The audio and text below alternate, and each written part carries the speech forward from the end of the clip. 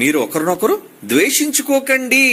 ఏమండి, గలతీ పత్రిక 5వ అధ్యాయం ఒక మాట చూద్దామా? 15వ వచనం, గలతీ పత్రిక 5వ అధ్యాయం 15వ వచనం చూడండి ప్రియులారా. ఇది అందరికీనండి, స్త్రీలే గాని పురుషులకే గాని. నా ఒకడు కోసం శత్రువుల కోసం నేను చెప్పట్లేదు. నాకైతే ఎవరు శత్రువులు లేరు, నేను అనుకోవట్లేదు ఎవరిని శత్రువులని. వాళ్ళు అనుకుంటే నేనేం చేయలేను. నేను అయితే మీరు ఒకనినొకళ్ళు కరుచుకొని భక్షించిన ఎడల ఒకని వలన ఒకడు బొత్తిగా నాశనం అయిపోతారు. మీరు జాగ్రత్తగా చూసుకోండారా సోదరులు కదా. మీలో మీరు ఒకరినొకరు ఖర్చుకోవడం ఏంటి, ఒకరితోనొకరు గొడవ పడ్డం ఏంటి? అన్నదమ్ములు ఉంటారండి కుటుంబంలో, ఏదో మాట అనుకుంటారండి, ఇంట్లో సహజంగా అనుకుంటారు కదండి.